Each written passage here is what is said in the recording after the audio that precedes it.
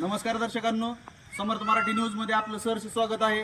आज आपण अलीपूर रोड या ठिकाणी एक नागरिकांची पाण्याची समस्या होती की बाबा या ठिकाणी पाणी या लोकांना 8-8 दिवस येत नाही। आता सध्या तरी अशी परिस्थिती आहे की रोज पाऊस चालू आहे। सर्व उजनी धरण असेल, सर्व पाण्याचे क्षेत्र असतील पूर्ण क्षमतेने भरलेले आहेत, परंतु येथील अलीपूर रोड येथील नागरिकांना दररोज पाण्याचा पुरवठा होत नाही।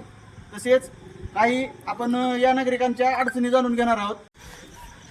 मी स्वप्नील वाघमारे, मी जैन मंदिरकडे राहतो।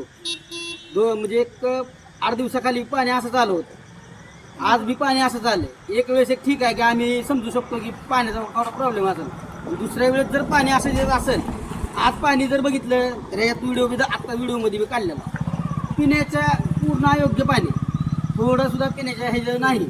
हीच पाणी बार्शीत सगळीकडे पुरवठा होतंय का? अधिकारी जे असतील त्यांच्या घरी हीच पाणी पुरवठा होतंय का? जर होत नसेल तर सोमवारी मी हीच पाणी घेऊन माननीय नगरपालिकेचे जे मुख्य अधिकारी आहेत त्यांच्याकडे येणार आहे।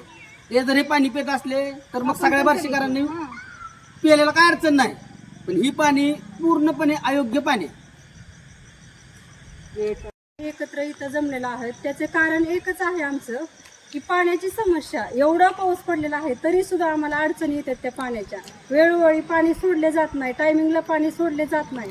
कारण काय, त्याचं काय उपयोग आहे? मग एवढं पाणी, एवढा पाऊस पडला, एवढा निसर्गाने पाऊस पडला, त्याचा काय उपयोग आहे आम्हाला? जर टायमिंगला पाणी सुटत नसेल आणि स्वच्छ पाणी जर नसेल, ही बघा पाणी कसले आहे, एकदम खराब पाणी आले। कसं पाणी प्यायचं? ही लहान मुले आजारी पडायला लागले। सध्या आमच्या घरातील 2-3 मुले आजारी आहेत।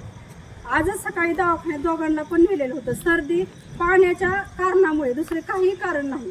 डॉक्टरांनी पण आम्हाला तसंच सांगितलं की दूषित पाणी, तुमच्या घरात पाणी स्वच्छ येतंय का, तुम्ही बघितलंय का? तर एकदम खडूळ पाणी आहे त्यात।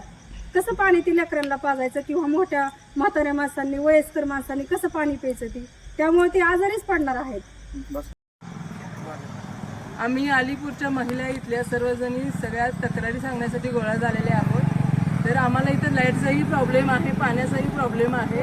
2 महिने झाले लाईट नाही आहे आमच्या इथे, आणि एकच लाईट लावलेली आहे। दोन्ही बाजूलाही लाईट लावल्या पाहिजे त्यांनी, रस्त्यावरच्या बाजूलाही आणि आतल्या बाजूलाही लाईट लावली पाहिजे। आम्हाला व्यवस्थित त्यांनी करून द्यावं सगळं। पाण्याचाही खूप प्रॉब्लेम आहे, आम्हाला त्रास होतोय खूप।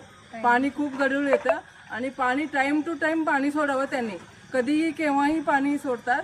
त्याच्यामुळं नागरिकांना जायला इकडे तिकडे खूप प्रॉब्लेम होतात। सगळेजण कामाला जातात, सकाळी पाणी त्यांनी सोडावं।